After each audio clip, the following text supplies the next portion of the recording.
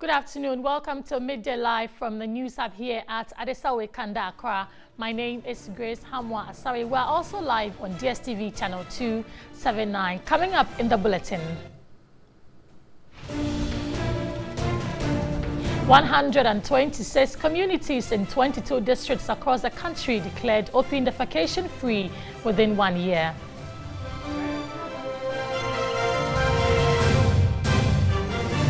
Also, CHIPS compound constructed 4 years ago at Nanguruma in the northern region not in use, while women continue to lose their babies due to lack of a health facility. And on the international front, parts of China on high alert as heavy rains and strong winds from Typhoon Mangots begin lashing the southern coast.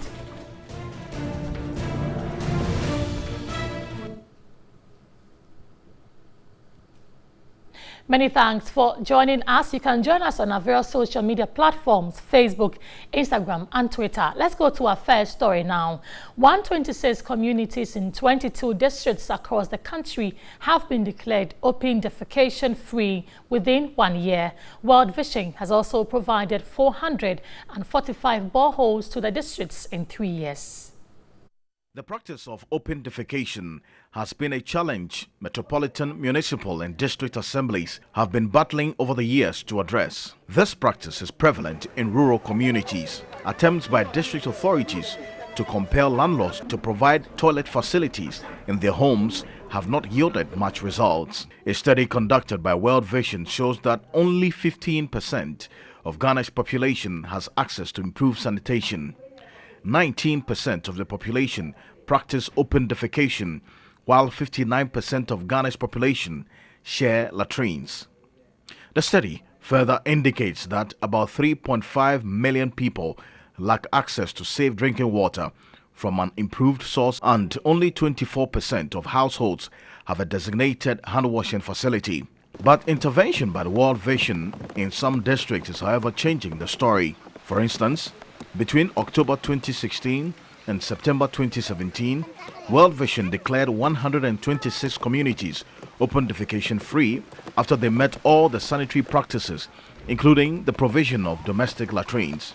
In the Nkwanta South and Kijibi district in the Volta region, 5 communities have been certified ODF, including Fanchineko, Brewaniasin Pampa, and Dika.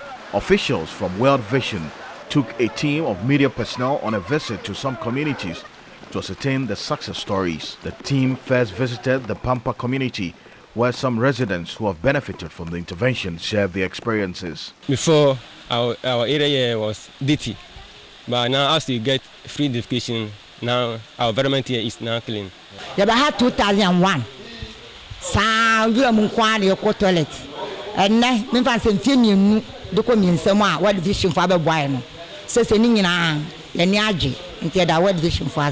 Some pupils view the trend of open defecation as a culture because they came to meet it. We'll be going to the bush because our parents were also going to the bush.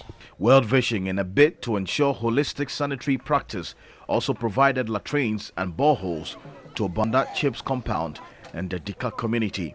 The humanitarian institution also provided mechanized borehole at a cost of 70,000 Ghana cedis to the Dodo Dompa Basic School. For some residents, this is a dream come true. Nkwanta South Municipal Public Health Officer Cynthia Sechere indicated the municipality had been able to minimize the contraction of cholera through the intervention. It is well because considering how previously diarrhea cases, typhoid cases were on its increase, I think now it is better when we introduce CLTS and tippy-tap construction in the various homes as well as the institutional levels. Water, sanitation and hygiene coordinator at World Vision, Atahin, said the interventions are children-focused. Many children do not attain age 5, and many of the reasons can be attributed to inadequate or unsafe water and then poor hygiene. And so if we are able to give them safe water and improve sanitation and hygiene right from the beginning, we are saving lives. Municipal Chief Executive on Nkwanta South, John Tasum, commended World Vision for the humanitarian services offered. You come and cattle and human beings are struggling over water. You go to some people, they walk miles upon miles to get a bucket of water to drink. So because of that, people even don't bath. The problems are too numerous that assembly alone cannot solve those problems. To some other stories, a 22-year-old expectant mother, Hafiz Doris, lost her baby after commuting 19 kilometers to deliver at the Yezeshi Health Facility in the Mamprugu Maduri districts of the Northern Region. A CHIPS compound constructed at Nangruma to solve the basic health needs of the people 4 years ago has not been operational since completion. Nangruma and 4 other communities are hard to reach, especially when journeying from the district capital. These communities are referred to as overseas because of their location. Overseas communities are common in the Mamprugu Mwaduri district, but the case of Nangruma is exceptional. Social amenities are not available and the community is cut off by the Sicily River. In fact, residents, especially expectant mothers, go through a lot to access health care. 22-year-old Doris, a pregnant woman, is one of many residents whose survival has been by divinity. Doris was in labor for 2 days but could not get to any health facility because the only way to a health facility was by crossing the river Sicily. It rained earlier and so the river had increased its volume. An amateur video sent to mission team shows Doris' husband, Hafiz, mobilized friends who transported Doris to a health facility after Doris's condition deteriorated. She was transported to the Yezeshi Health Center on a motorbike, riding for 19 kilometers. She fainted thrice before arrival. Doris lost her baby in the process. Doris escaped death and she is recovering, but the ordeal she went through is what other residents have endured for years. A CHIPS compound constructed to provide basic health care to the people of Nangruma and beyond was completed in 2015, but has not been put to use. As a result, residents have devised a means to solve their perennial sickness. In a telephone conversation, District Chief Executive for Mamprugu Maduri described the development as unfortunate. He explained why the CHIPS compound at Nangruma has not been functional. The reason why it has not functioned up to now is that we need to budget for everything. We budgeted for commission of the CHIPS compound in 2017. And if you budget for something, the implementation sometimes will happen in the subsequent year. So 2017 we budgeted that 2018 part of the fund of the common fund will be used to furnish Nangruma CHIPS compound. And that's what we are doing. The contract has been awarded to a supplier to supply equipment to us for us to furnish the place and make it functioning for the community. By the end of October, the CHIPS compound will be open for operation. Abu Adam further indicated central government will be required to play a critical role in providing a convenient life for the inhabitants. And to get a lasting solution to it is to make sure that we liaise with the central government and Ministry of Roads and Highways to come and then construct the bridge. Because even putting up a CHIPS compound there are certain cases there. When it comes to the nurses may not be able to handle all cases. They have to refer.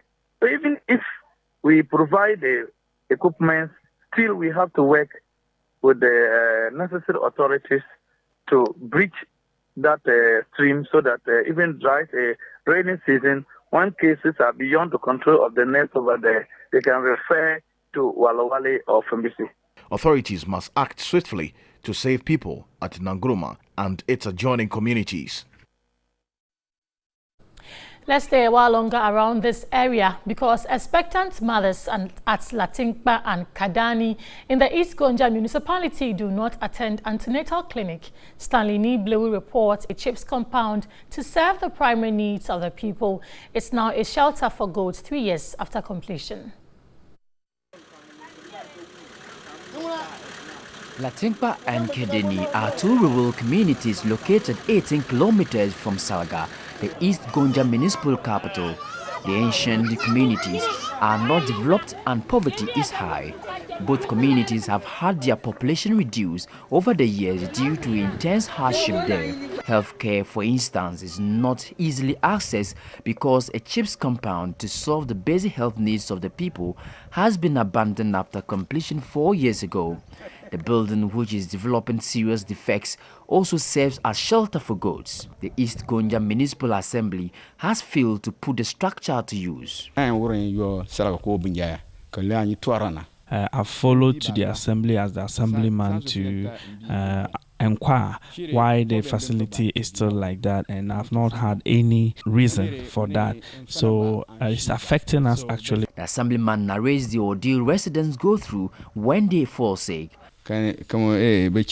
We have about 5 communities, and amongst these communities, when someone is sick, transporting the person to Salaga or Bunjai, it's usually a difficult issue. So we don't know when this facility will be put to use. So the mission team decided to ascertain the truth of the claims by the assemblyman, so he accompanied the team to the Latimpa community. The team chanced upon one pregnant woman in labor. During labor, traditional birth attendants play a key role in the delivery process. In the case of Latimpa and Kedeni, there is only one TBA serving both communities, so her service was sought for.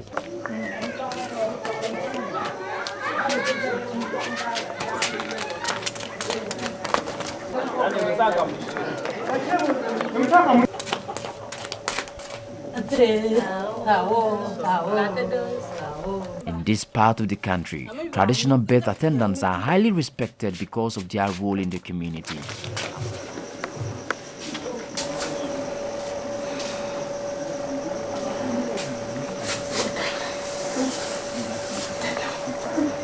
After thorough examination, the traditional birth attendant recommends the expectant mother should be sent to the Salaga government hospital. A means of transport, the labor case became a problem.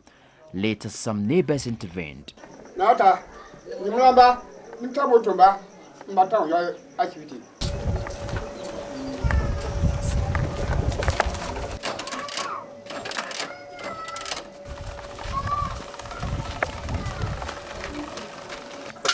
Hey, I don't know Kadi.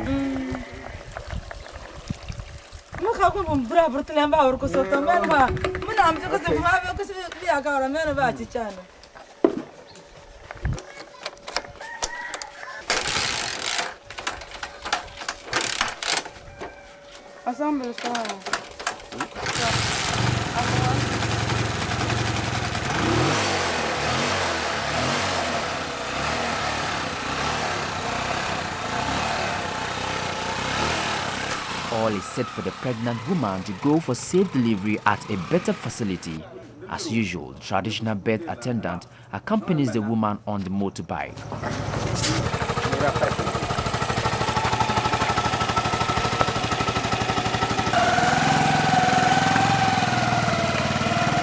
This has been the practice for years.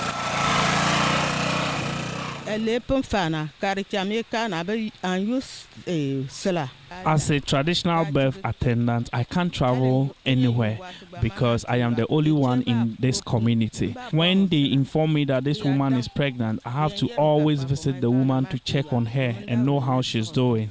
If the woman is due and they come to call me, I have to go and check. When I check and the woman, I cannot take the child, I will have to arrange so that we go to the hospital. There are certain times that we face a lot of difficulty with regards to these women because it may be midnight and moving is always difficult. Some mothers also shared their ordeal in labor with the mission team.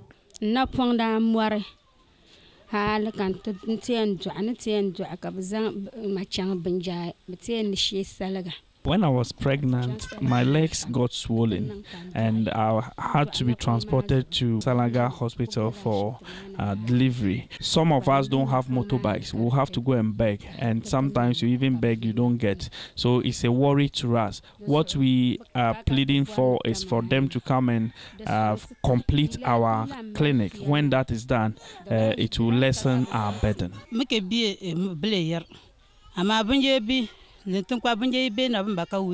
Health workers from Bunjai come to Lantumpa to weigh our children.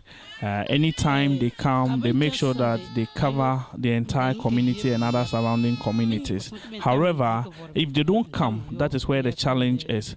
For the past 3 days, my child has been convulsing, and had it not been for a motor care rider who came to buy cow to Bunjai, who helped me pick the child to Bunjai Health Center, I don't know what would have happened to her. Kidney is cut off from Latimpa, and so residents cannot regularly access healthcare. Roads linking the two communities have been badly eroded by flood. In fact, no vehicle can access the community. It's a Herculean task for residents, as farm produce cannot be carted to market centers. Because of the nature of the road, I am carrying my corn and cassava to Lantumpa to go and grind. Previously, we used to go with the motor king to go and grind and back, but since the place got cut away from Lantumpa community last year, we have been carrying it on our head to go and grind. So we are appealing to government to come and put the bridges in good shape so that it will lessen our burden. Opinion leaders at Latimpa confirmed that district authorities have come to ascertain the level of destruction, but no measures have been taken. I'm so under report kumsi anyibe DC.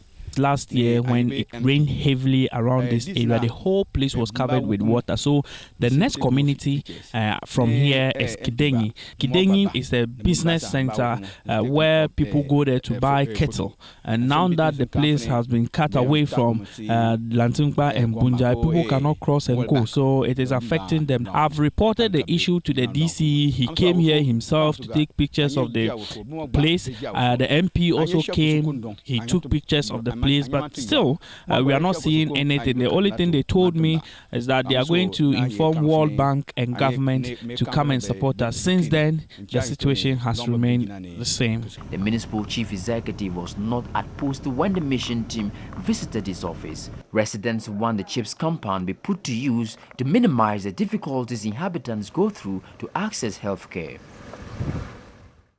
Still in the health sector, but this time in the central region, where men, women and children share a 6-bed ward at the Asin Kushia Clinic. Officials acknowledge the privacy of patients is breached and quality health care delivery hindered. They are therefore pleading for an extension of the facilities at the clinic. A report by Beatrice Piogabra. The Asin Kushia Health Center serves about 12,000 inhabitants in the North District of the Central Region. The health center was constructed in 1991 by the community to serve a population of 4,000. But it now serves about 12,000 residents, as it remains the only facility serving inhabitants of Kushia and adjoining communities. The only labor ward has 1 labor bed, while the lay-in has only 2 beds. Head of the health center, John Muzoli, told TV3 News that the facility cannot deliver 2 women in labor simultaneously due to lack of bed and space. Critical situations are referred to the Francis Xavier Hospital in Asinfosu, which is 40 kilometers away. John Muzoli lamented that some women in labor have lost their babies on their way to referral centers. In 2015, we referred a child with severe malaria because we weren't having a bed to detain and monitor to stabilize the condition before we refer. So we referred, and by the time the child got there, it was really pathetic, so the child passed away. John Muzoli appealed for support for expansion of facilities to curtail the practice of men, women and children sharing a ward. We need to be able to handle most of our cases here, but due to infrastructure challenges and logistics, we have to refer most of the cases. Away from the health sector, the Deputy Minister of Lands and Natural Resources, Benita Owusu-Biu, has blamed the Institute of Surveyors for the numerous land title challenges across the country. He made the observation at this year's annual Surveyors Seminar at Ho in the Volta region. The Ghana Institute of Surveyors is mandated to provide professional surveying services towards ensuring quality infrastructural development across the country. Nonetheless, there are widespread land title disputes. The two-day annual seminar was against the backdrop of inefficiencies in service delivery. Deputy Lands and Natural Resources Minister Benito Osubio observed there could not be infrastructural development without efficient and professional service delivery from surveyors. 1.1 billion is lost each year in Ghana on infrastructure projects due to project delivery inefficiencies. These inefficiencies and losses can be minimized or eliminated when land surveyors are made to take their lead roles in such projects. Proper surveying and mapping ought to precede any physical planning and infrastructure development. President of the Ghana Institute of Surveyors, Egbert Kwadwo Hohoabu, appealed to the sector ministry to ensure early passage of the land bills, which he believes would contribute to sensitizing the industry. Government must provide a local content for land surveyors in the infrastructure projects in Ghana. Government must facilitate legislation to support this agenda. The land surveyors should have the required legislative backing to enable the land survey professional body to regulate the practice in this country. Establishment of survey and mapping authority by the Parliament of the Republic of Ghana must be considered seriously. The seminar was on the theme Land Surveying and Mapping, the critical foundation to national infrastructural development in Ghana. Midday Live is back after this break. Don't go away.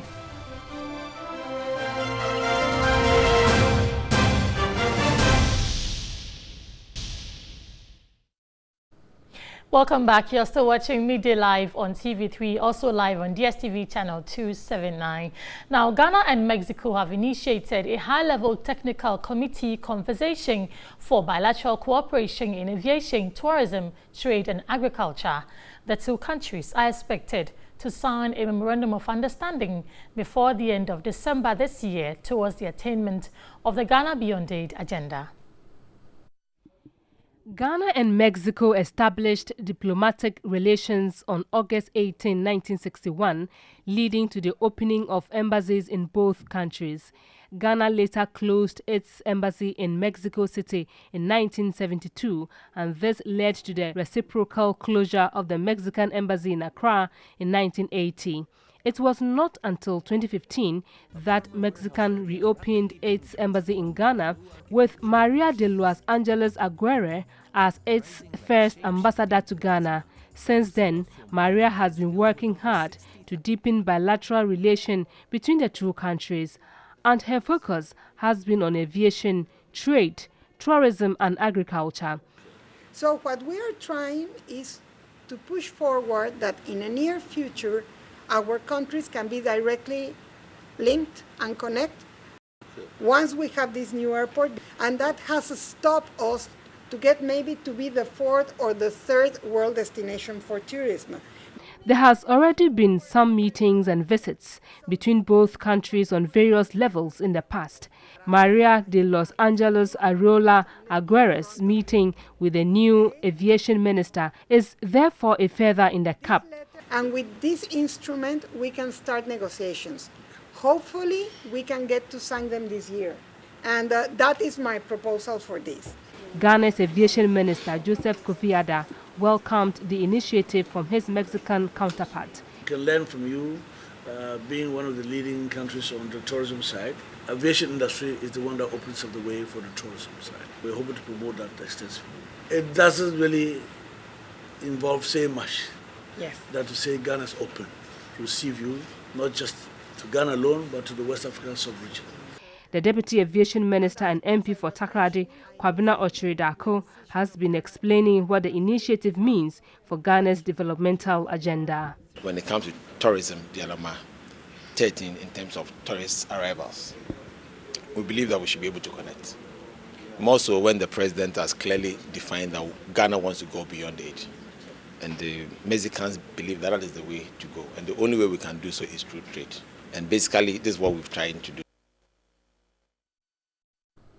The Ghana Standards Authority is collaborating with the One District, One Factory Secretariat to ensure that every product from the factories conforms standards. Speaking at a stakeholder engagement, the Director General of the Ghana Standards Authority, Professor Alex Dodu, said once the products from the factories conform to standards, they will be able to enter any markets without hindrance. The One District, One Factory stakeholder engagement with the Ghana Standards Authority underscored the need for economic development through industrialization, through the adherence to strict standards. Adhering to standard will engender accessibility to both local and international markets and will also make it easier to compare products from all the factories under the 1D, 1F program. The Director General of the Ghana Standards Authority, Professor Alexander Dodu, said the Ghana Standards Authority will enable the factories to meet their required standards. Your product must be the standard. If it doesn't, we have to help you by telling you that this is where you are not conforming. And that is what is done in most countries. State agencies don't say you have failed. Indeed. And for us, this is not just to the 1D, 1F, it's to all companies. Our style now of working is that we are here to help companies make money, but we're also here to protect consumers. And you do that by saying that, okay, this didn't meet it. It doesn't fail. Tell them that this is what you have to do to meet the standard so that whoever is buying is protected. According to the 1D, 1F Secretariat, participating financial institutions are vetting business proposals submitted to them. It says so far the Exim Bank of Ghana has funded about 38 projects. The Agricultural Development Bank has given conditional approval to 28 projects.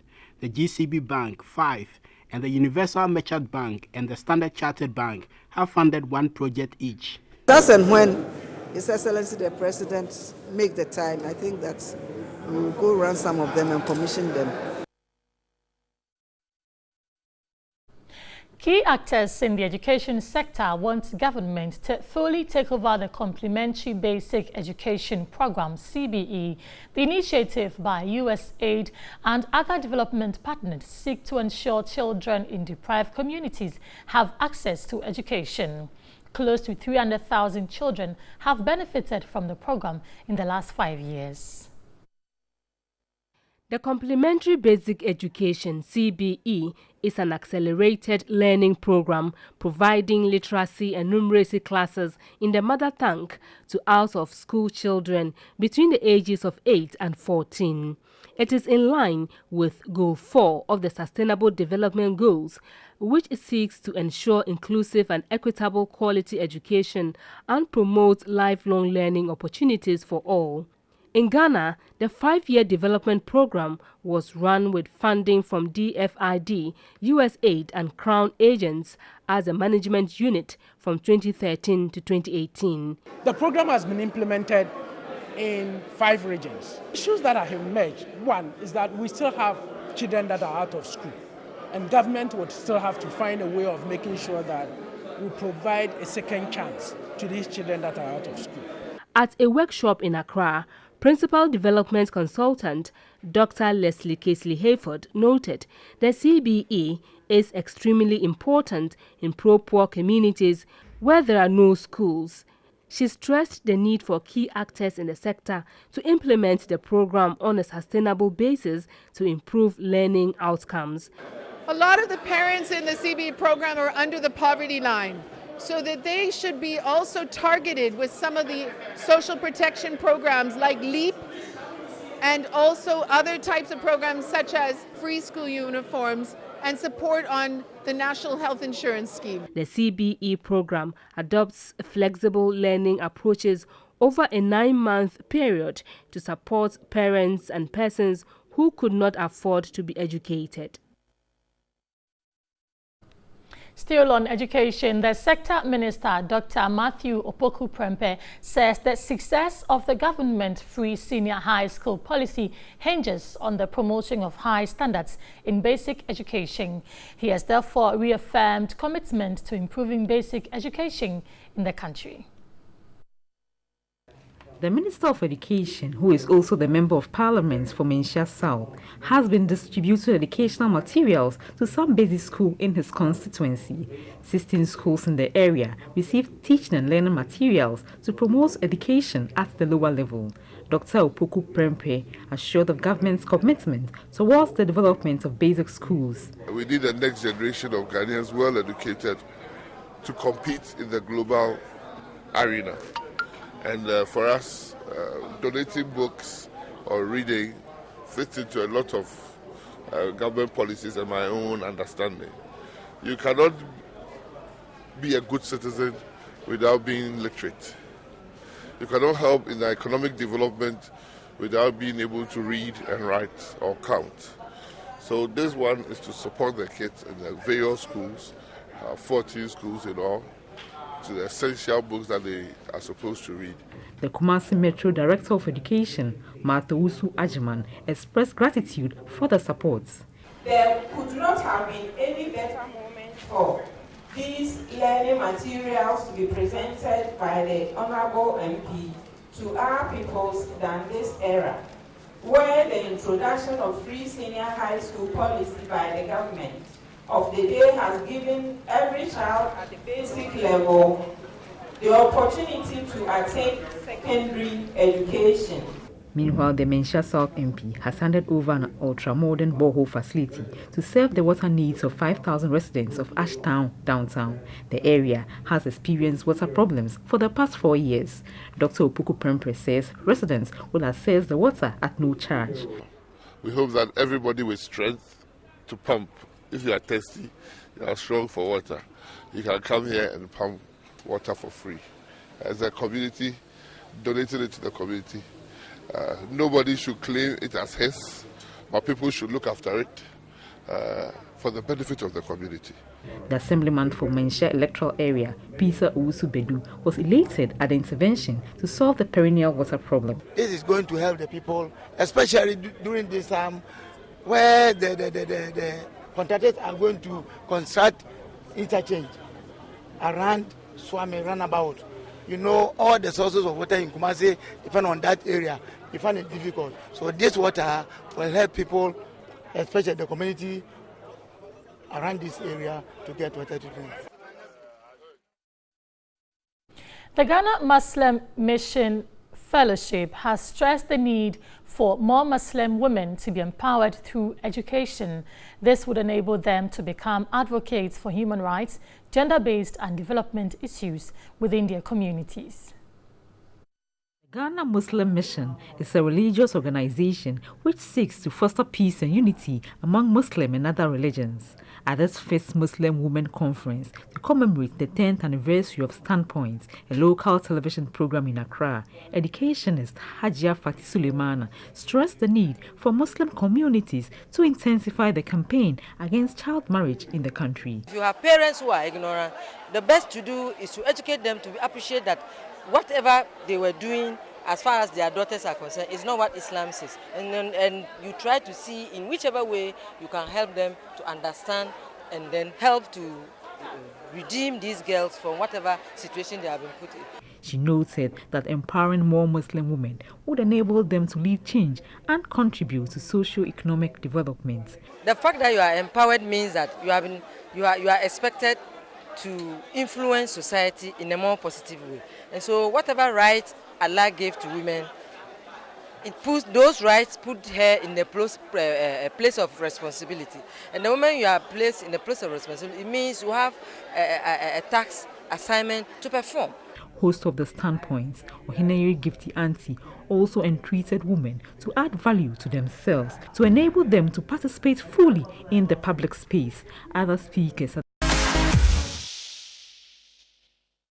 Now, the reigning queen of TV3's Ghana's Most Beautiful, Zainab Abdul Mumin, has been speaking ahead of this year's pageantry. The queen entreats all contestants to be more creative in executing tasks given to them. Region, Ayele taught me, Nime Kenami, Numbu left with me, Ya Baraka Yagaja. Baba said, me don't wanna sing. But because I love instruments, I learned how to play the haunga, by the people of the Volta region, which was made possible by Mama Gan Edem. Mama Gan Akpelo. Join me. On the 19th of November 2017, Zainab was crowned Ghana's most beautiful after beating close competitor Helena Baba Buchi, with Dorcas Asante Afo coming second and third respectively. This was after a 13-week journey filled with educative and entertaining performances interspersed with pure creativity for the audience. Oh, nice. Here. Oh, madam, stop this. Come on. I don't. That. Yeah, oh, thank you. Young lady, I told you I want to see your boss, and I've been sitting down for more than 30 minutes now. Wula, Zabi, Akakruchu. Achama continue to follow. To Zainab, the golden moment is still new as though it happened yesterday. Listen, I'm already excited about this year's Ghana's Most Beautiful 2018 through the auditions, watching their debuts, and so many other things that is yet to be shown on TV. I entreat you all to work hard. We want to see something new, be creative, and don't copy blindly. You should be natural when you come on stage to perform. Just be you. You are fired. Oh, this can't happen. Not in Ghana, yo, please.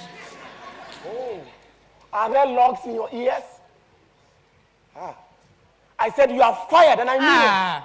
You are joking, please. Don't do this to me. I beg you. This is the only job I have. I don't have anyone to. Oh, please, boss.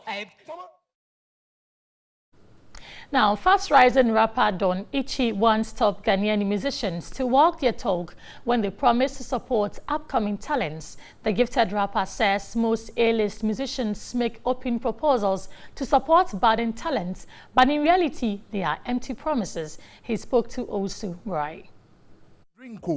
Ghana never see what we they bringo. They done pandies. Me mash up the beats like some candies. Real bad man, nobody can stand this. In my freestyle thing, me never plan this. Big up Shatta, man a giagan say me. Me no sound the yang kebeshi me. Don Ichi's clout as a rapper is not in doubt. The rapper has paid his dues, earning many admirers. I'm the next big thing in Ghana rap, and trust me, I'm the future of Ghana rap. The truth of the matter is, the topics most rappers shy away from are the topics I deal with. I deal with innovative topics and I try to be as real as possible. When it comes to hardcore flows, I believe I'm still a work in progress. Ichi's creativity and versatility has been praised by many. Obrafour, Reggie Rackstone, Ochiame Kwame, and many other industry bigwigs have endorsed him. But beyond the endorsement, the rapper regrets what upcoming talents go through. You see, in our industry, promotion is one of the most difficult things.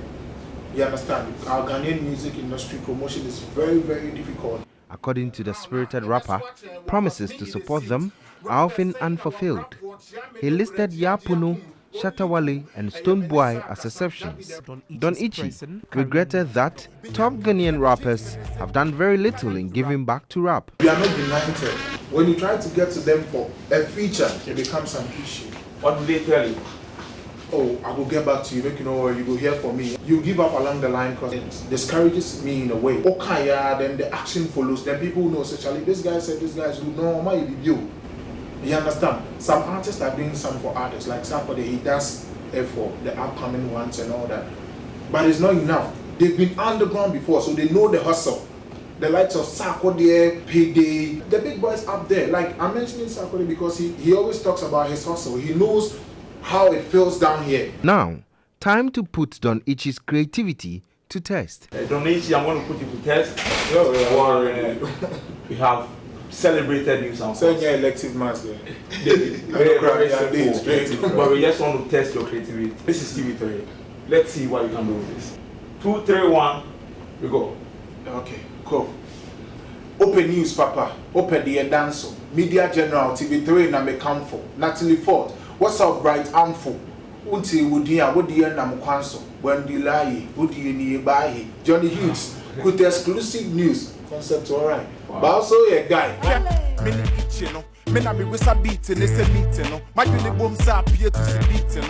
Refuse to be broke to peace, you know. We are many of the people, no. Over try me,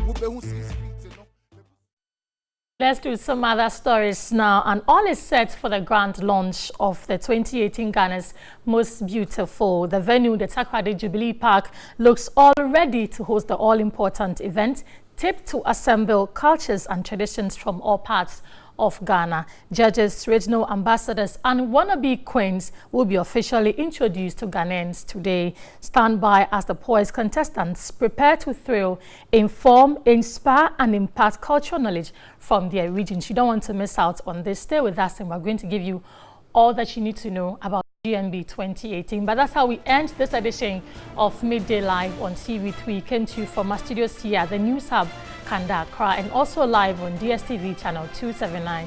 My name is Grace Hamwasari. Many thanks for joining us.